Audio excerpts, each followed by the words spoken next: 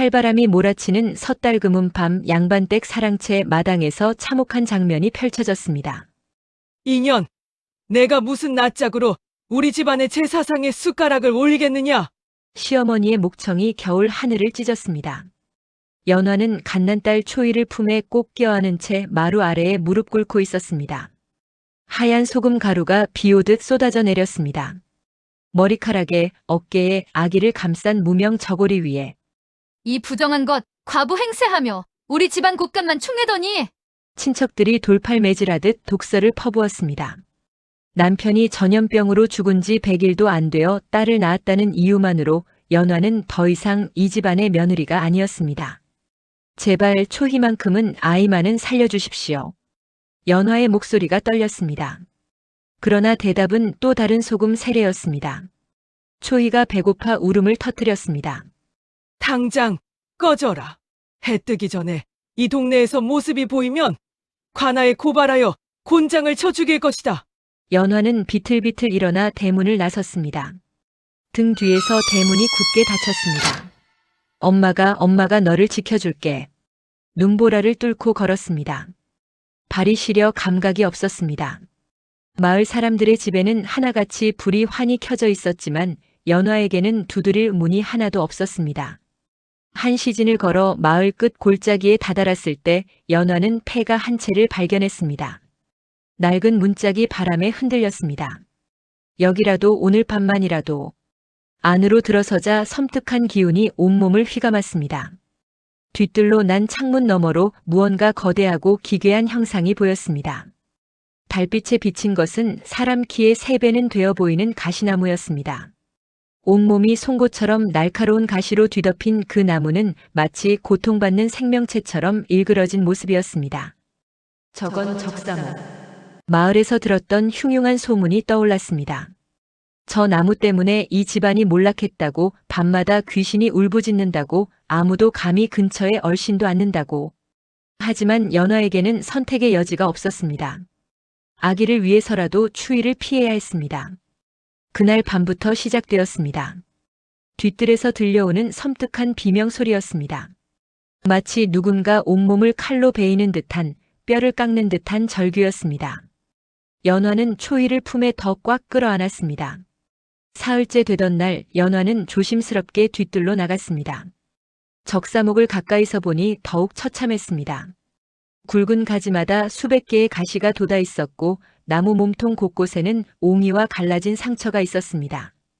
아프구나. 내가 울고 있었구나. 연화는 나무를 향해 중얼거렸습니다. 주변 사람들은 모두 이 나무를 귀신이라 불렀지만 연화에게는 달리 보였습니다.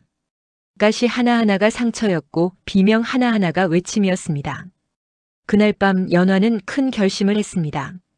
친정어머니가 돌아가시며 남긴 유일한 유품, 붉은 매화가 수놓인 자수 비단 보자기를 꺼냈습니다. 어머니 용서하세요. 하지만 이것밖에는. 손이 떨렸습니다. 연화는 보자기를 조심스럽게 찢기 시작했습니다. 비단이 가늘게 찢어졌습니다. 그리고 가장 크게 갈라진 나무의 상처 위에 1000조각을 두르기 시작했습니다. 아프지 마. 나도 아픈 사람이야. 우리 함께 버텨보자. 달빛 아래에서 연화는 한 시진 넘게 나무를 돌보았습니다. 갈라진 옹이마다 비단 조각을 감아주고 말라 비틀어진 가지는 손수 물을 길어다 적셔주었습니다. 신기하게도 그날 밤부터 비명이 잦아들었습니다. 소리 대신 나뭇잎 소리만 들렸습니다. 연화는 작은 미소를 지었습니다. 고마워. 내가 조용해지니 초희가 잘 자네. 닷새째 되던 날 윤씨 부인이라는 중년 여인이 폐가 문을 두드렸습니다. 아가씨, 살아 계십니까? 연화는 조심스럽게 문을 열었습니다. 윤씨 부인은 마을 약방을 운영하는 과부였습니다. 소문을 들었습니다. 혹여 약초라도 필요하시면. 윤씨 부인은 쌀 한 되와 무명천 몇 피를 건넸습니다. 연화의 눈에서 눈물이 흘렀습니다. 은혜를 어찌 갚아야. 아이를 위해서라도 버티십시오. 제가 가끔 들르겠습니다. 윤씨 부인이 돌아간 뒤 연화는 나무 앞에 무릎을 꿇고 속삭였습니다. 고마워.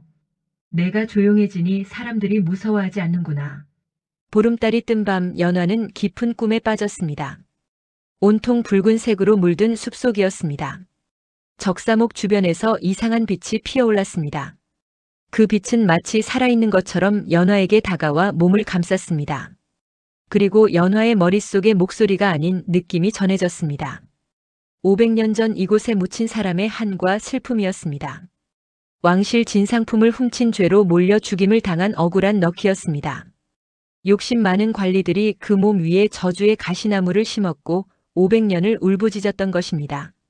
하지만 이제는 달랐습니다. 연화가 나무의 아픔을 알아주었습니다. 연화가 나무를 두려워하지 않고 어루만져 주었습니다. 이제 그 한은 풀렸습니다. 마지막으로 빛이 연화에게 무언가를 보여주었습니다. 나무 뿌리 근처 칡덩굴이었습니다. 그곳을 파라는 신호였습니다. 연화가 꿈에서 깨어났습니다. 초희가 배고파 울고 있었습니다. 미안, 엄마가 오늘은 꼭 뭐라도 구해올게. 다음 날 아침 연화는 호미를 들고 뒤뜰로 나갔습니다. 나무 뿌리 근처에는 정말로 굵은 칡덩굴이 얽혀 있었습니다. 흙을 파기 시작했습니다.